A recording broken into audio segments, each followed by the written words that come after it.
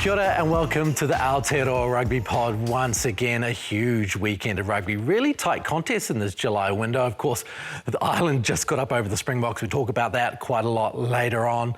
The All Blacks, they pipped England, but that wasn't easy. The Aussies got away with it. We've got a guest for you today as well. Ethan Roots out of the English camp will be in studio. Kennedy Simon from the Black Ferns, who's re-signed with New Zealand Rugby, will also be coming into the show. So there's a lot to talk about, as well as your emails, your comments in the YouTube comments section for the chance to win this Gilbert Rugby Ball from our friends at Players Sports. So plenty to get into, and joining me here, Bryn Hall. Brenna, mate, that was an exciting weekend of footy, wasn't it? The level of what this English side brought to us, and I think it was a great acid test, I think, for this coaching group with how they played. We'll go a little bit deeper around it, but yeah, what a great test match series. Really close, really competitive, and I think if you're an English fan and you're English supporters, you're going to be pretty, I think, happy with where this young group is, and I think with that World Cup in 3 years' time, they're building something really nicely, not only on the defensive side, but and that attacking with Marcus Smith being at the spearhead in that number 10 team. Now, James Parsons isn't here with us today because he's in San Diego getting ready for this New Zealand-Fiji game, and he's done it in style straight away. Touches down, first day, he's gone to the Padres versus the Braves baseball game. And look at the get-up on him. Look, geez, it's very drippy from James Parsons. So he's going to contribute a little bit to the show. He's setting us through a couple of little pieces of analysis, but mostly it'll be Bryn and myself and the guests on their way through. Let's talk about New Zealand-England. Let's talk about execution under pressure. Do you feel, despite the win, that the All Blacks learnt from how to deal with rush D from England or not? The depth and being able to get the ball away, it's really hard, especially if you're not getting that gain line advantage and being able to get in that kind of high 60, 65% gain line. It's really hard to be able to do that. And I think the solutions that we found in these two test matches was actually going to our contestable game. And I actually probably thought our contestables was a little bit off on the weekend. I think we had the right game plan, the right mindset in terms of we weren't getting that momentum. We went to our box kicks, but the execution, unfortunately, was just a little bit too long. So we weren't able to put them in that pressure cycle and being able to, I guess, have them attack from a 5 metre zone when the kick's been put on the money, whether it was through Finlay Christie or through David McKenzie. It was just a bit too long. And I think also our backfield, unfortunately, with our pendulum was a little bit off. Like if you look at that failure in Bossel try, I think it just shows the pendulum and how important it is. And I think, when your 15's in the line, like Stephen Perifetta made the tackle for that, and what that does is if there's two in the backfield and one of them has to make a tackle, that far blindside winger, or 10 in this case, which was Damien, has to come all the way across to be able to cover for that in-behind space. And so in turn, Mark Talia ends up having to be in a little bit tight. And if he's not back and understanding that the backfield, which on the weekend he was a little bit too tight, Marcus Smith was able to pull trigger from that. So, and not only just with the attacking kicks from Marcus Smith, I think the ability that he was able to find grass and being able to put it in behind territorial, which made it really hard for us to be able to then try and kick or counter-attack, because that backfield was a work on. So that's probably two areas that I thought we could be a little bit better. I know that's the defensive side of the ball, but I think in the attacking side, when Beauden Barrett came on in the last 20 minutes, he completely changed that game. His ability to be able to counter-attack, which we're able to then to be able to get around, go forward ball, and then we were able to score points off that. So I think the bench in the last two matches, Ross, were very, very pivotal in our All Blacks being able to get the results and how they were able to be composed, considering it was a very tight test match on the weekend and the one previously before. That's interesting. That'll take us to our first question then from James Feeney. Now, James has asked whether Beauden Barrett should be starting at 10. He's made such a huge impact in those two second halves in two quite different ways, actually. One was long kicking game in Test 1. 2 was more attacking and short kicking game and the ability to set people up. Do you feel like he's going to end up there at 10, or is Beauden best placed coming off the bench? It's a really hard discussion, because I think, if you're Bodie, you're sitting there coming on. I've come on in two different ways to be able to win us test matches, and I thought on the weekend he was back to his best, and he was almost a super sub, and I know he was really good in that in the first part of his career, being able to have that role. And I think it's a luxury that Scott Robertson's going to have, knowing that you can bring Bodie on and being able to bring him on to win test matches like he did on the weekend. But at the same time, if you're him, you want to reward him for him to be able to play. But then you've also got Stephen Perifetta, who's playing a second test match. Do you want to give him confidence to be able to continue to keep doing what he's doing, with the notion that Beauden Barrett can come on and win a game, and probably is more valuable coming off the bench. But I think, look, we're playing Fiji in San Diego. You'd have to think Bodie would get given an opportunity at 15, because I actually thought Damien and him working well together in that last 20 minutes. If you look at Mark Tillier's second try, you look at Damien McKenzie identifying that he was on a prop to be able to get a 3v2, and then Beauden Barrett identifying that and racing into that space, which, is very hard to do against line speed, but that wasn't actually a line speed example. But their ability to be able to work off together. You talk around the two pivots, and we had Richie Mwanga and Beauden Barrett in that 10-15.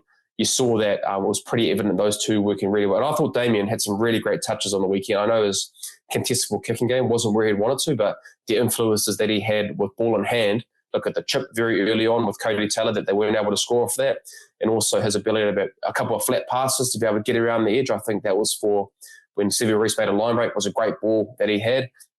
And then also as well his ability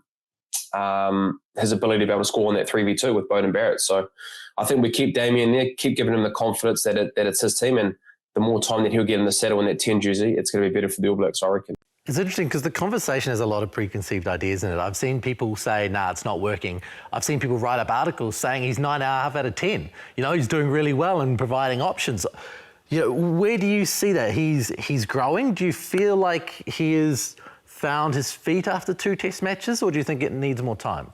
I just think at any time when you're a 10, you need to be able to have time, time in the saddle. So look at Richie Mwanga, he had to go 40, 50 test matches, being able to, come off the bench, or maybe 20 starts to be able to get a really good understanding. I think it's a great introduction for Damien in terms of what the style that we did play.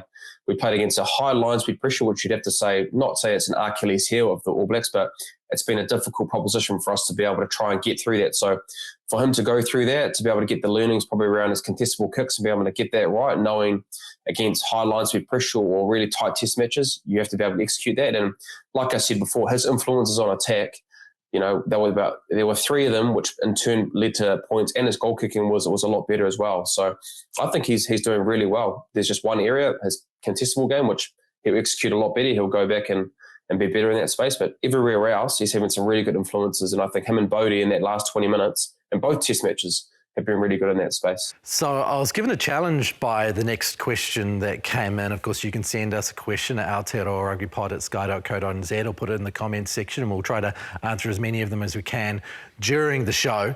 Got one from Ted Knight, and I'm giving you to Ted because you made me really go and find this information. And I was quite interested in the information that was coming through, but Woody, our stats guy, went out and found it. He wanted to know the winning percentage with all 3 Barretts playing in comparison to all 3 Barretts not playing since they made their debut together on the 16th of June 2017 against Samoa. Now, they featured in 49% of those tests. That's 43 of 87 of those test matches. The All Blacks win 76% with the Barretts all on the field, and in that time they won 72% with not all of the Barretts on the field. So I'm sure there's lots of other elements in a rugby game that really matter, but thank you, Ted, for challenging us to finding that out. We'll talk about it in a second, but you will get the Players Sport Ball, the Gilbert Players Sport Ball, and we'll make sure that gets out to you very, very soon. You could probably argue that they've never been more influential, like you mentioned, the captaincy, the vice-captaincy, and Beauden's place within the team never really questioned over the last best part of a decade, right?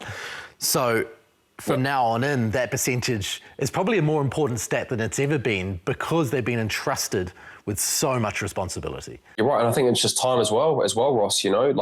Scott's played a lot of test matches. Geordie's very, very experienced. I think his first game was in 2017 in that Lions tour. So you're talking about runs on the boards and being able to have that continuity of being an All Black and understanding what's required for that. These guys have been able to do it for a very long time. So they're very influential in this All Black environment. I think, as you've seen, they've been nominated captains, vice captains, and you'd have to think Bodie's in and around that leadership group as well. So, yeah, I think the better that those 3 can stay together and being able to get on the field as much as they can, it's great for New Zealand rugby and especially the All Blacks moving forward. Now, one thing that Scott's really going to have to fix up is his part of the line-out. Now, the All Blacks really struggled on the weekend. When they won their line-out, they got sacked and turned it over, and sometimes they didn't win their line-out. So I'm sure that he's going to play a big part in making sure that gets fixed. And Jipper sent us through a video to really break down what he thought went on there. The English were, superb in terms of their line-out defence. So no doubt Jace Ryan, Cody Taylor and the senior players, Scott Barrett, Patrick Tuipulotu, will be looking at that and looking at how they can best find space. And the one thing I will say is, and I was guilty of this when I was playing, is you get fixated with winning at middle back because it allows your attacking platform to really, I suppose, get off to a good start. But if they give you the front, take it all day, they'll eventually move and get sick of losing it to the front. And then once they move, then that should open up the middle back. If they don't move, just find a way, I suppose, speak about it during the week, is how they best can utilise that front ball, because the English were giving it, I suppose they were giving it initially, and then they did move once the All Blacks started winning a couple. One thing I did love about the lineout, though, is the way we came back. Adi Savia got up and stole a couple, or at least disrupted that ball. So it's not all doom and gloom at the lineout, but they'll be looking for, I suppose, that clinic of 100% so that they can exploit the Fijians here in San Diego. So on that note, we'd like to welcome in our guest. We promised him last week to you, from the England rugby team, but spent a spare bit of time here in New Zealand along the way. Ethan Roots. Ethan, former teammate of Jipper, former teammate of Bryn. You're going to end up on the show at some point, weren't you? Yeah, absolute treat to be here as well. Good to see you, mate. Yeah, I just want to say, your fashion sense has actually really come massively in the last 3 years with what I'm seeing with your run out. Is that all sponsored apparel? Or? Thank you. Sponsored apparel? I don't know. Nah, none of that. Not everyone's quite on the Europools vibe like you, mate. But we're getting there. When you did play Super Rugby, you played for the Crusaders. Did Hall recruit you, or? Yeah, funnily enough, he did do a bit of recruiting actually. There's a couple teams keen at the time, but I had old mate in my ear and couldn't get rid of him, and ended up spending another year with him down there. So that was good. Yeah, did he have to fight off Jipper and Sean Stevenson and everybody else? Yeah. Shooter was the main other one. They were both having a little. I think they started offering me a bit of cash actually as well, but didn't come to that. Now, tell us a little bit, for people who don't really know you from New Zealand and around the world, how a Kiwi boy from the shore, played a bit for Harbour, played a bit for the Crusaders, ended up playing for England. Just like on eligibility rules, my old man was born over there, so I get in that way. But basically, I just got the opportunity to go overseas, and it was a short-term gig. Went over there, really enjoyed it. Got offered a bit longer, and I've been over there for 3.5 years now, enjoying it. Haven't looked back. Yeah. Down in Exeter, what's that like? Really nice. Surrounded by beaches. It's a good place for family. Clubs, class as well. Got a really good young group of boys, and we're doing pretty well for ourselves. That English Premiership now, or even that Northern Hemisphere rugby, do you feel that it still is the physicality and set piece, but the openness and willing to play is a lot better in the last 3 years that you've been there? Yeah, I think it's changed a lot. I think especially this year we saw like a massive difference. Start of the season, tail end of the season, you're seeing teams playing with a lot of flair, a lot of razzle, and trying to shift the ball and keep a bit more continuity in the game. Naturally, as you come into those Christmas months, December, January, the weather turns on you a bit, the game gets a bit tighter. It's probably why Six Nations is one of the tightest competitions as well, in terms of like around the breakdown and strategy in the game. So naturally it changes there. So yeah, sorry, you got a question? I just put the hand up, mate. So when you're ready to finish, I'm in there, mate. You go. I'm done. But just watching you boys, it seemed like you guys had a different DNA in probably the last couple of games, especially against Ireland, the French, and your rush defense that you guys have brought in. When was the fix? Not the fix. When was the change with that kind of game plan? Was that put early doors, or was it throughout the competition? Steve's only been in the role there he's in right now for a short time, and just been it was a new group moving into Six Nations. Lots of the World Cup guys had moved on, and he was just instilling the fundamentals, and then we sort of 1 week it just clicked, and there was a slight mindset shift to have a bit more aggression and attack, and it all just came together with the foundations we had laid over the last few weeks, and then the quality of players that we had in the team then take us forward in those last couple of games. Like when you attack it, you obviously have seen something within the All Blacks structures that is there to be taken. Was it identified quite early, hey, these guys have struggled against this and this is a place to really pressure them? Yeah, I think there was a little bit of that, but it was mainly like we wanted to play an English brand of rugby. We wanted to do, we wanted to make everyone back home proud and make the rest of the group proud, and we just tried to do that by playing, like I said, English rugby. We didn't want to go away from, like I said, the fundamentals of our game, and we just wanted to put a little bit, 5% extra on the end of it. Yeah. Well, Marcus Smith brings 5% extra. Yeah, and the rest, yeah. Yeah, he's the wonder boy of the team, isn't he? Yeah, he's class. Do you see him at training and think, wow, like what can't you do? Man, yeah, it's some of the things that gets pulled off at training is ridiculous. I think a couple times just in this camp, you saw that double volley from, just a volley from Beauden Barrett on the weekend. I think we saw Slady do that in camp. Marcus done it in camp as well, just in training. So that sort of stuff, kind of blows you away. Well, as a loose forward, it blows you away anyway. yeah, the skills are pretty extra, eh, Bryn? Yeah, well, just on Marcus Smith, like watching on the weekend, you guys, whether this just happened kind of genuinely or there was a plan, but the contestable kicks and the attacking kicks, Ethan, you guys got a lot of pay. You scored a try off just before half time, but Marcus Smith was finding a lot of space, whether it was through the kind of attacking kicks on the wings or even the kind of in behind and putting that pressure on. Did you guys see trends in and around the backfield of New Zealand where you thought you'd be able to get some pay out of there? Yeah, I think probably just saw that it was a bit of an inexperienced back through. They, hadn't played a lot of games together. They probably saw some space in that sense. I know Stephen Perifetta and Mark are at the Blues together, aren't they? But you got Sevu just coming back into international rugby. None of them are really probably.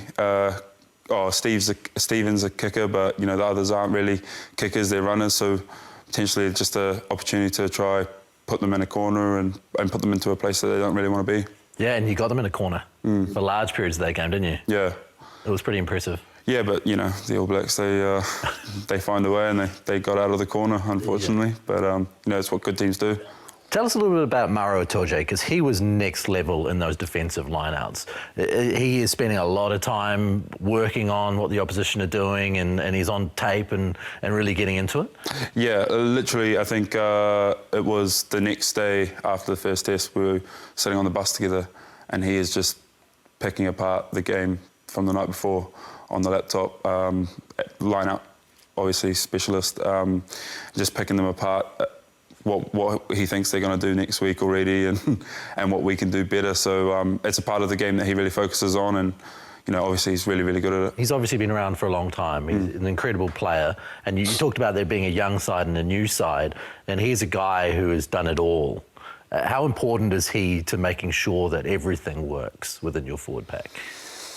Yeah, he's obviously pretty massive to it. I think he just pushes both of our locks, really. Him and George just push the fact that we need to be right on with our detail, right across the board, not just at lineouts, but with everything.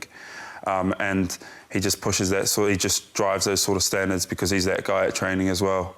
So you see it consistently through the week from him. So yeah, he's someone that everyone in the group not only hinges on because he's got the experience, but looks up to during the week to build their week as well. Plus, he's got a massive engine and a massive body. Huge, yeah. To match he's a damn good player. Yeah, you can't have played many better than that. No, he's unreal, and he's top bloke as well. So yeah. Mm-hmm. What about Chandler Cunningham South? Like you, that boy spent a lot of time on the North Shore, although he went to Hamilton Boys as well. Yeah. Made his way back to England, late teens, early 20s, and here he is now. Have you had a chance to connect with him, I suppose, on your mutual stories and how similar your journey is on the way there? Yeah, I think it was the first day of camp in Six Nations. We just sat down. We sat down at the back of the room together, and we just sort of said to each other, "Man, how crazy is this? Like, who would have thought?" First of all, that one of us would do it, and then the fact that two of us, both, like you say, similar background, similar sort of journey, would be there in an English jersey and about to represent England in Six Nations, one of the biggest competitions in the world. So yeah, it was pretty surreal. Just on that, Ethan, your debut, mate. Obviously, you got Player of the Day for that game, but talk me through what that week looked like for you. Pretty special occasion for your family, for yourself, and I guess where you transitioned from New Zealand going to England. What was that whole week like, and what was that experience to be able to put that rose on for the first time? Yeah, it probably started on the Sunday. It was like when I initially got named to play by Steve. It was emotional for me personally, and then it was just a case of making sure I ticked all the boxes mentally more than anything. You know, tried to keep it as normal as regular as I could. Try not to overthink it. And then the travel out to Italy as well. Everything was just a little bit like I kept checking myself, making sure that it was actually happening because I couldn't believe it because I just never thought something like that would happen for me. And then come game day, my mum's there, my partner and 2 boys are there, and got videos from everyone the night before. That was emotional as well. And then actually stepping onto the field, seeing everyone around there. I'm singing our national anthem, and I've shoulder to shoulder with the boys from Chiefs. I got Chandler on one side, I think, and Henry on the other. And I just, like I said, I just couldn't stop pinching. It was just pinch myself moments all week. And to get my first run out was unbelievable. And I tried to throw everything in there. I think still trying to find my feet in international rugby, solidify myself in that spot. But it was unreal. Were you well versed in the anthem and stuff? Yeah. I won't give you a rendition right now. Well, that's what I was looking for. We obviously, you got to know it for, you can't go on there and whatnot. Got a whole bunch of messages afterwards from a few boys saying, can't believe you sung it, but that's what I'm representing. I'm representing England now. I am English and I'm proud to be English, so it was cool. So you feel a pretty deep connection there? It's similar to, I know I was born and raised here, but, blood's blood. So, I do have a deep connection. I've got lots of family over there. Heaps of them have been coming out to the games and stuff like that. So, yeah, I do. That's a cool opportunity, a chance to reconnect with family and see them more regularly on that side. Yeah, it was loads of them that I haven't actually seen, and then a few that had made the travel over here and I had met before, and so it's been a bit of a journey in that sense as well.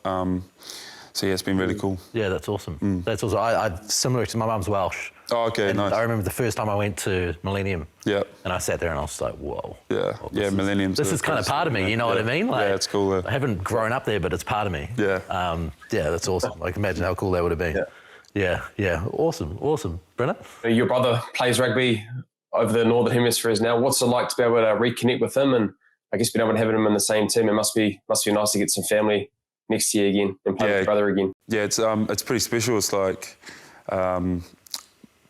playing rugby with Jimmy has always been, something that I've cherished. We did it at Harbour a little bit, and it's just something that I always wanted to do again, and to have the opportunity to have him down at Chiefs, something that I was really excited about. And then he put pen to paper and signed last year, and had to keep it quiet. And then when it came out, man, I was over the moon. Just to be able to share just that with everyone, and now the thought of sharing the field with him. He's got a lot of work to do. We've got a lot of good tight head props, but if he puts his head down and works hard, he'll get there, and hopefully we'll be able to share the field together. So that'll be really special. Yeah. So were you on the recruitment drive like Brenna was on the recruitment drive for you?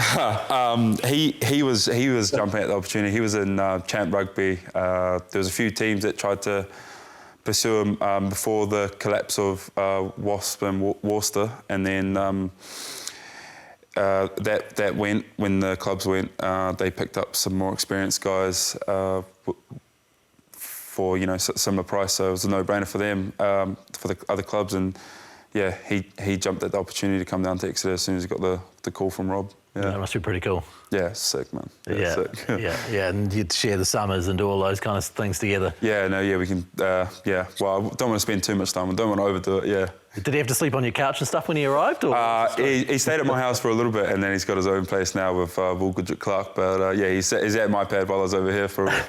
You had him doing the dishes and earning his time. Sort the house out for me, mow the lawns, plant some new seed for me. Make sure it's looking good for when I come back. Plant some new seed. see. Yeah, the lawn had turned bad just before I left, so yeah, he's sorting it out for me.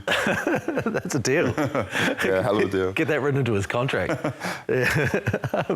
Oh, that's awesome. So when you look forward to the rest of the year, you got the All Blacks again at the end of the year. What do you think you've learned from this experience here as a team, as an individual, that'll put you in a good place to reverse the result come November? Yeah, I think, well, take away the experience of playing the All Blacks. I think it was the first time for a lot of boys, so that nerve's out of the way now. I think we learned a little bit about what Razor wants to bring with the team, but I think we just learned, world-class teams like that, and it's not something it's not like it's something new that we learned. We knew that it had to be 80-minute performances. You had to keep your penalty count low, and you couldn't let them into the game. So I think we've just solidified that sort of knowing that, and that's what we just got to. It's about execution now for us as a team. I think we've got all the fundamentals and all the skill sets there to beat a team like that. We're just a case of doing it. Now, I'm just going to say lastly, I think because we talked around a lot with your line speed pressure, the defense that you guys have had, and it's not just the English team, but I think it's world rugby. How long has it taken you guys to really get a grasp of it, or are you guys still learning around there? Because you've only just implemented that in a short amount of time, but it's been really, really good and put the All Blacks under a lot of pressure. Yeah, it came in Six Nations. We made pretty big strides in that time, but yeah, constantly learning, constantly trying to improve, and I think we've still got. I think all of our stats are pretty up there. I don't know them off the top of my head, but think we're pretty much leading the world in dominant tackles and like skill sets under pressure and stuff like that. So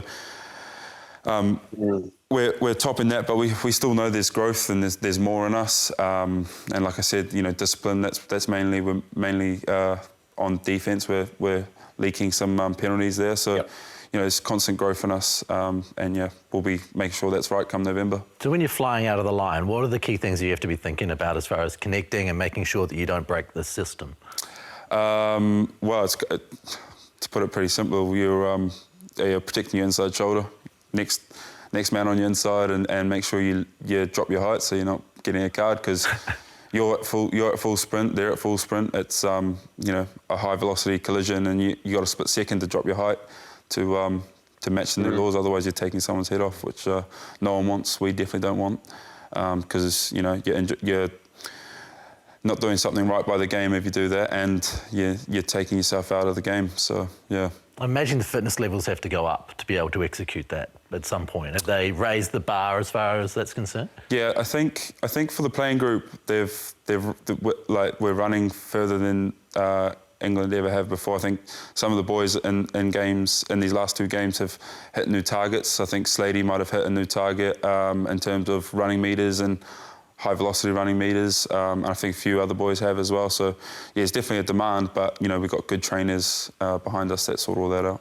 The collision area, Ethan, mate, we talk around it a lot, and especially with the Northern Hemisphere teams, just how physical that kind of breakdown, and I guess the dominance, and whether it's dominant collisions on the defensive side or the attacking side collisions.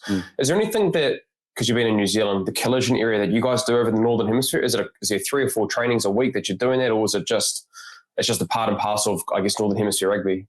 No, I think it's just little bits often. It's like anything you want to get good at. Hall, as you know, you just keep doing little amounts of it all the time, and some of the boys it's different. Some of them have to break it down a little bit more, maybe work on your footwork into contact, or your actual contact might need your timing on your actual contact. But yeah, it's just all the boys are pretty committed to winning collisions, and I think that's probably the difference. Yeah. And so it's just that commitment to the cause. Yeah, literally. Yeah. And does Exeter run a similar system, or do you have to change? We have the exact same system, so pretty handy for myself, Manny, and Slady. Yeah. And do other teams run similar? Is it kind of the way that all England teams are doing it now? No, other teams do have bits of it, but not a full hammer defence. No. Yeah. No, yeah. Well, mate, tell us about the next 5 weeks. Speech time, what else is it? Yeah, going to go catch up with our old mate Leicester in the south of France, so that'll be nice. That's Whanganuku. Yeah. Whanganuku. I used to flat with him in my days at the Crusaders. So going to go catch up with him and his lovely partner. They just got a new dog. Go see them and then chill out and enjoy the southwest. Go see Cornwall, do a bit of Devon, and might actually grab a camper, do that with the kids. That'll be a bit of fun, yeah. Nice. Bit of chaos. Nice, do the English thing, wear a singlet and get super sunburnt. Yeah, of course, got to be done, naturally. Awesome, mate. Hey, thanks very much for your time. No, not a problem. Cheers, Hall. Good on you, brother. Now, of course, there was another ginormous game on the weekend, apart from England, New Zealand, the Springboks versus Ireland. Incredible the way it went. Ireland up early, the Springboks just driving home in the second half. You thought they were going to run away with it, and then suddenly the script changes out of nowhere, and Ireland make their way home, Bryn, with a 1-point win. Frawley had ice in his veins. Unbelievable, those drop goals. How can a player with 6 tests behind him have that kind of call in a situation like that?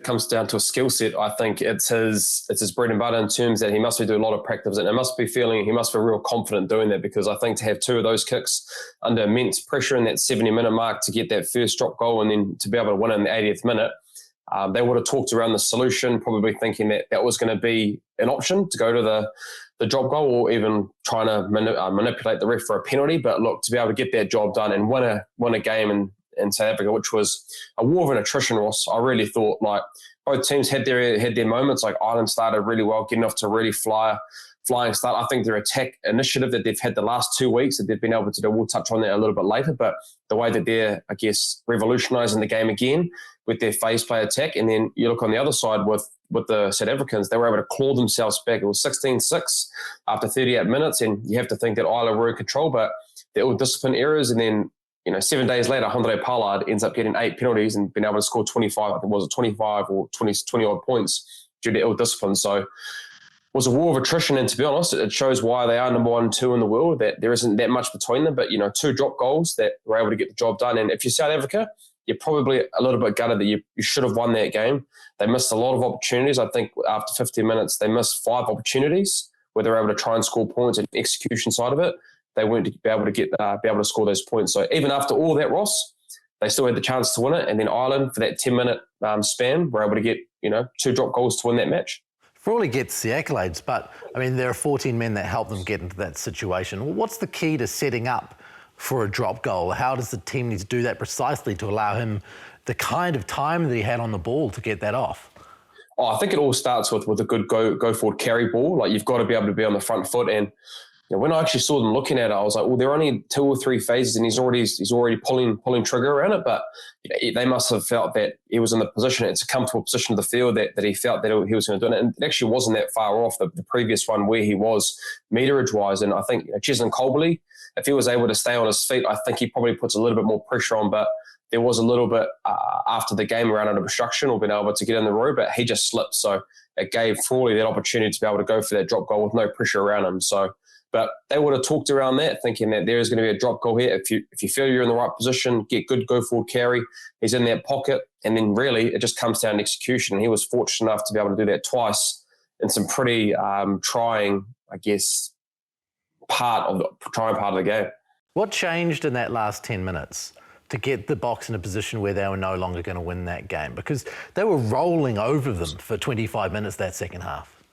Good pleasing thing was actually their kick in behind to be able to put themselves in the position to get that line out. Like, when I saw that kick, and I was like, oof, not a lot of time. If South Africa can keep that ball in play, then they're able to just, I guess, have a minute to slow down the game, 3 or 4 rucks, and then kick it out. But the fact that it was pinpoint in the position of the ball, James Lowe was then able to tackle them and then got them into position to be able to get it. So it's a matter of margins, Ross, and there were just 2 moments where they got themselves in a position to set up for a drop goal. And really, in the last 10 minutes when it was all there to be played for, those 2 drop goals were the winning of the game. And speaking of that kick, Jipper's been pretty big on the relevance of that kick, but also the innovation that Ireland have shown their pod play in this series and how it's slightly changed the game and the Springboks' defence. One area the All Blacks may be looking at, and this has happened twice, is the little pod play. And I'm interested in your thoughts on this, Bryn. Last week it was the Irish hooker that went through.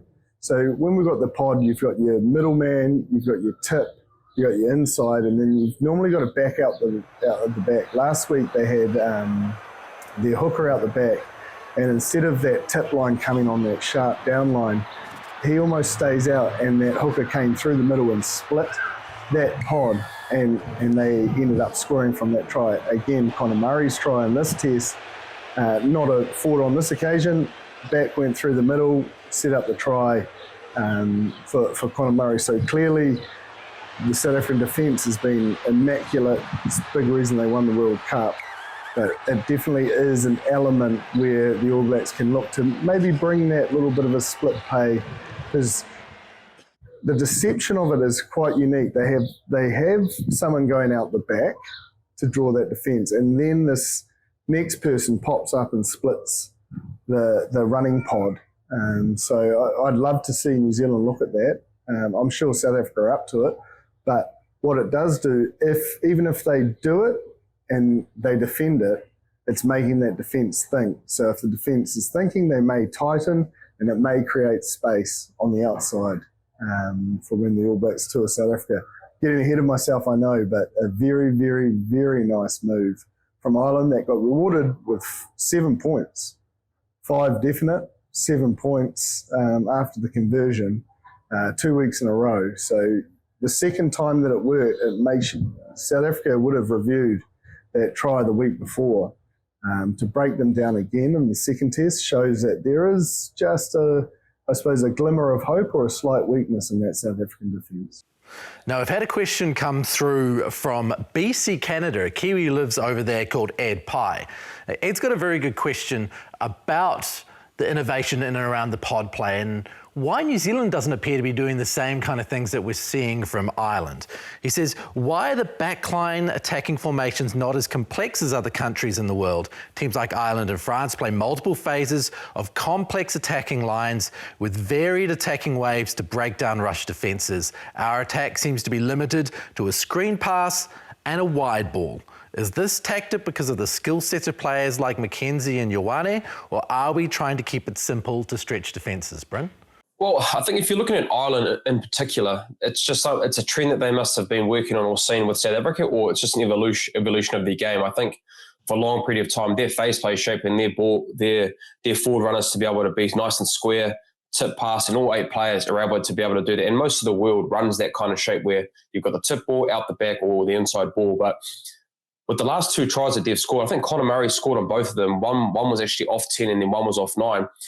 The guy that has the ball in the middle of the pod is doing a really good job to be able to fix that one person in front of him. So what that does is if you've got 3 attackers and you've got 3 defenders, if the guy that's getting the ball in the middle is square and can sit down that person, then it's really a one-on-one tackle inside or outside. So the tip ball ends up being a one-on-one if that first guy's square, and pretty much the same for the inside ball. It's all going to be a one-on-one tackle. So if you've got a guy that's coming out the back, then that third defender who's picking up the tip ball has to think about that out the back option, which we saw in the previous weeks with them being able to go through. But what I liked on the weekend was that they're able to just manipulate that short guy, and then we're able to go inside, knowing that the 2 guys inside and outside were fixed on his person. So it almost just ends up being there's a big space, which we've seen with on the weekend and the one previously with Conor Murray's try last week. So it's a trend that they must be working on within their shape. They've had the same shape before that, for 3 to 4 years, but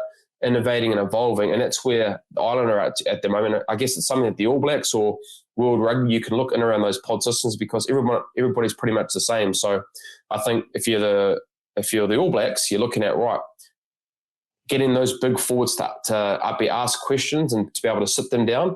You can get guys, you can get a Sever Reece in there, you can get a Caleb Clark that's going to be in and around there. You can get a loose forward that's in there who's quite athletic to be able to get into those spaces. So, yeah, it'll be something that I think that coaching group for the All Blacks will be looking at because Ireland and, to be able to, I guess, not just break, but being able to score off those opportunities of that new face play shape was very impressive to see during the series. And if you look at England, they found it pretty predictable, I think, the way that New Zealand was attacking when they were going to the pod, going out the back. There was so much pressure on the pass. Passes were going astray from second 5 centre. It seemed pretty obvious. Why is it so obvious to the opposition teams and they're putting the pressure on themselves? If you ever look at Mark Tillier's second try, when Damien McKenzie is able to just draw and pass, sit down the prop and then get it to Beauden Barrett, when we're able to get to the edge, Jipper says it all the time, you've got to be able to go through them first. You've got to be able to get that English defence going backwards so they're not set and on their front foot and being able to go really, really hard. Ethan talked about it, being able to, I guess, get into that line speed pressure and being able to put teams under pressure. So when you see like that with Beauden's injection as well, that's the only way you can be able to get around them. Or if you saw Marcus Smith on the weekend, he did the attacking kicks to be able to get it. And we saw it in the South African series. Crowley did that a lot in that series, and even on the weekend as well with Australia. If they're inside that 15-metre zone and you know that that's going to come, you've either got to have that skill set to get that ball away, which we weren't probably able to do in that first half, or you go to your contestable, your attacking kicks game. Now, there was one in particular where Damien McKenzie kicked it out to Sevier Reese, but Sevier Reese, the kick just wasn't on, so we weren't able to score off that. But that's the kind of solutions where you find if you can't get that ball away with the execution, you've got to go to the contestable kicks or being on top of them and going through them, which we saw in that Mark Talia's second try. Just going back to the Springboks Island, we digressed there slightly. The Springboks, we've also got a question through from MG Kiwi on YouTube. Now, he says, there's a lot of talk about the Boks game, et cetera, but do you see them having issues going forward when you consider the age of their team? Most of the pack are around 32 to 34. Now, Jipper touched on this off air last week. What do you think? Do you think that there is now a chance for the Boks really to move forward? They can't stay with that same group all the way through to the next World Cup? For those older guys, it's going to take a year by year or a 2-year cycle, right? So if you're in that kind of higher end of, the 33, 34, 35, that kind of range, then I think it's a year by year basis. And if you're still playing well, then you pick them. But I think at the same time, Rusty will have to be able to think about for the future. If these guys aren't going to be up to it, not up to it, but they just get a little bit older and the kind of consistency that they have had just drops or continues to keep getting worse over the years, then you've got to bring some new blood in. So you'd have to think, Ross, that within the next 2 years, we're going to see the old brigade there, but some guys are going to be given opportunities within the next 2 to 3 years of test matches against the All Blacks or a Northern Hemisphere tour where they're going to start building that depth with like what we're seeing in New Zealand at the moment. We have seen 36, 37-year-olds involved in really solid World Cup performances, like Brad Thorne is a good example. Then you think about the 2003 World Cup with England, there were plenty of old guys.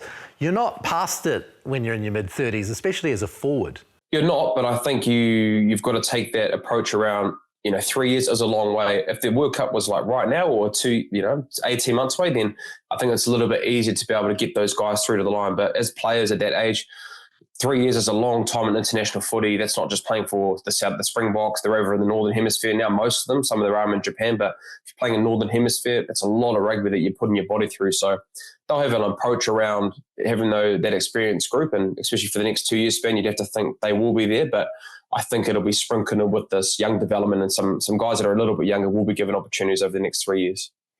Fair enough. Now, here's the big clickbait question. Who is number one in the world after seeing them split those two test matches? For me, I'm calling it first equal. Boks probably number one because they hold that World Cup. But if you're looking at this year and those test matches, I don't think you can easily define which team is the best team in the world.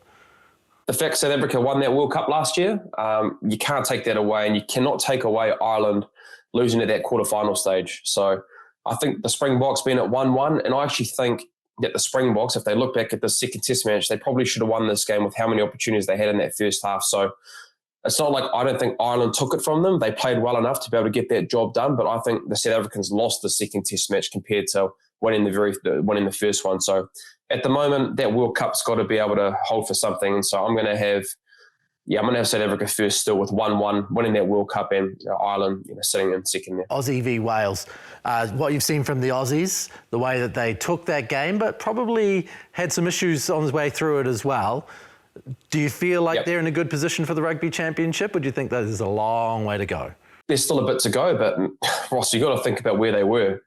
Like, at the end of that World Cup, having no confidence. I think they were on a losing run with Eddie Jones there. So if you talk around building confidence, just being able to get wins, and sometimes it looks ugly. The game on the weekend as well, it was very, very wet, and they were able to get the job done. So, and I think at any time when you're not in a winning team, the confidence being built. I know it's 2 test matches and it's only 2 wins, but what that's going to be doing for that group, knowing that they're going into Rugby Championship with a bit of confidence and knowing, you know what, we've only been here for a short time. Joe Smith's, they're going to continue to keep getting better with the amount of detail that's going to be layered in throughout this Rugby Championship and next year and this year, at the end of this year, sorry. So The only area that I think you look on the weekend is their line out more defense. If you're the All Blacks or you're the South Africans, you know that you're going to be going to that line out more. So the work that's going to have to be done around their set piece, not only at line out, but scrum time as well. The South Africans are very strong at that scrum penalty on the weekend. They were very dominant again. The All Blacks have been dominant in this English series. So that set piece is going to be really big. But they've made some growth in their areas, in a lot of areas. And I think for this to get 2-0 and to be able to get some confidence, they're still a little bit off, but look, better than they were probably 6 to 12 months ago under Eddie Jones. And Wales, because Wales have also appeared to be in a pretty dire situation over the last couple of years. Do you feel like Warren Gatland is making some movement forward? I think so. Look, they're just a young team. There's so many new faces in that group, and sometimes you've got to go through baptisms of fire, learning it you on the run, and so that might have to be at a detriment of winning test matches in this early part, with hopefully the notion of going to a World Cup in 3 times. And this group has been able to play for 3 years to be able to get to win a World Cup or be more competitive in a Six Nations or a Northern Hemisphere tour at the end of the year. So these guys are all new. They were able to still, they gave themselves a chance to win this game. I think if Dan Gunu doesn't score that try, which I don't think we've seen that ever in the last 2 test matches, being able to score tries off kick chases like we saw with Colby last week. And really that gave them a buffer. The game was at 28-21, and then Dangunu gets that in the 60th minute to be able to get those points out to a 12-point lead. So they still came back. They made it 33-28 with a charge down play and effort play to be able to get that try through Dyer. But, the the Australians were able to hold on and been able to, I guess, have that care element and been able to get the job done in a pretty tight test match. So that's enough about the Blokes. I'm not sure if you noticed, but the Black Ferns put on 62-0 against the Wallaroos on the weekend. An absolutely outstanding performance. They hit the ground running, and what can you say about Vaha Golo? Like, she just never stops scoring tries. I think she's got like 13 and 10 tests or something. She's amazing, so incredibly fast. But the co-captain of that team, who unfortunately wasn't playing in that game because she's getting over an ankle injury, has joined us now. Kennedy Simon, thank you very much for joining us. Hey team, thank you for having me. And congratulations, you've re-signed with New Zealand Rugby until 2028. That is a long-term deal. Yes, it is. But I'm honestly so happy and grateful. It's, the dream job. It's hard to fathom that, this is my future for the next wee while. But my next steps are just to make sure that I'm creating a great legacy and, to earn the jersey for as long as possible. 2028, very, very, long contract to have. Were you tempted at all with the NRL? I guess the girls are making a little bit of transition and applying their trade over there. Did you ever think about maybe doing a sabbatical and testing yourself in those areas? No, that's not been on my radar. I'm contracted with the Black Ferns, and that's always just been my goal. And I'm happy here. Rugby's saved me really, and I've made loads of lifelong friends. And this is what I want to do. My best friend Shay Robbins-Ritchie, she plays for the Canberra Raiders, so I understand the luxuries in that arena. But this is where I want to be. What do you mean by rugby saved you?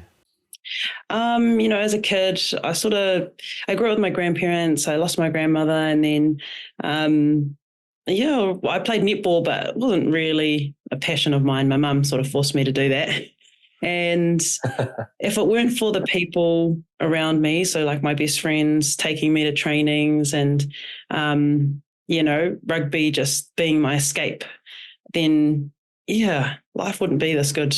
You're looking at post the World Cup, and I think the transition that I think you girls have gone through through winning that Rugby World Cup and going against England later in this September. What are some of the trends that you girls have been working on? Look, your attacking kicking game, Sylvia Brunt, I thought on the weekend, being able to score tries off kicks has been a big, improvement within your girls this year, and also the line-out mauls been able to score 2 tries at the back end of the game. Are those the areas that you're really trying to work on, knowing this English side is very dominant in the kind of line-out maul as well, and defensively as well? Yeah, I think for, since the last World Cup and being with Wayne Smith, he introduced us to a lot of different language and versions of the game. I think we all talk about playing on top, but we want to expand that and, make sure we're playing in the right areas of the field. And we want to show dominance, but showing dominance in the right, at the right times. And the girls' kicking game on the weekend was, just a small glimpse of what the girls are capable of. And and seeing those driving mauls, like we've been working a lot off field, on field, and just seeing those connections really pay off I'm very proud. Just thinking about you signing on to 2028 and not taking a sabbatical, you can't really afford to take a sabbatical when you've got Mikaele Tu'u, Leila Sae, Kai Paulson Baker, Lucy Jenkins. You can't walk away from this and expect your position to be there if you return, right? Like, you got to stay in the mix. Yeah, you're exactly right. I was watching the game thinking, man, got a lot of work to do, Leila Sae is just amazing, and she's an even better person. We've all got our work cut out for us. And then there's also Mia Anderson, who's knocking on the door as well. So that's great for New Zealand rugby, women's rugby, that we've got so many phenomenal loose forwards. England doubled down in the Six Nations this year, didn't they? They, if anything, got better, which is hard to fathom, really, with the way that their dominance can continue. You've got a game against them on September 15. Firstly, your ankle. You're going to be in a good position to play in that game with your ankle? Yeah, I'm healthy. I'm 100% healthy now. So it's just going to be about, getting back and trialling and earning, a spot. Yeah. And then secondly, Twickenham. That's a huge moment for you guys. Yeah, that's going to be huge.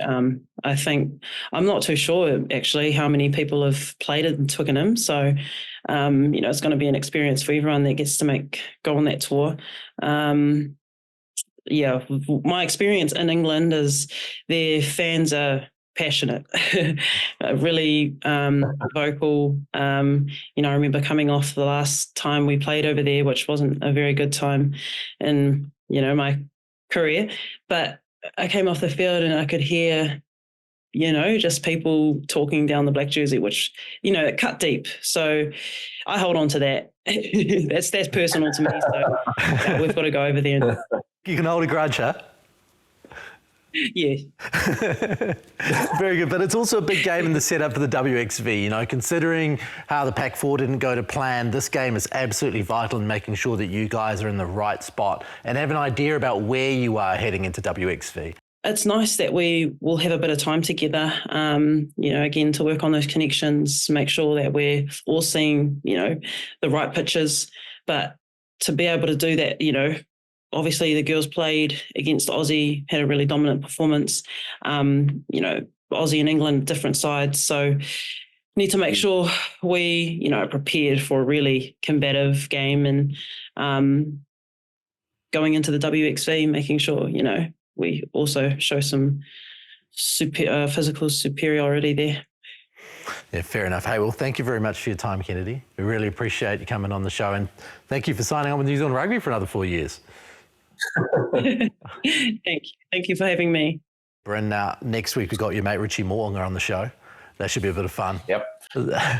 We do. We can see if we can get him back for the All Blacks. We'll see if we can get it out of him. So, we'll see. That'd be good to have him on. He's going to be getting the full court press by the sounds of it from his old mate inside. High line speed pressure like the English, mate. We'll be put him under his pressure so he can put a footwork at the line and can evade these questions. Well, thanks once again, Bryn. So thank you very much for joining us once again. Of course, send us an email, aotearoarugbypod@sky.co.nz, or put a comment in the YouTube comment section. We'll get to as many as we can. And if we can't get to it next week, you might see your question in the weeks to come after that. Please continue to tune into the show on Sky's platforms, on Rugby Passes platforms. We appreciate you tuning in. Thank you to the team who helped us together. Mā te wā.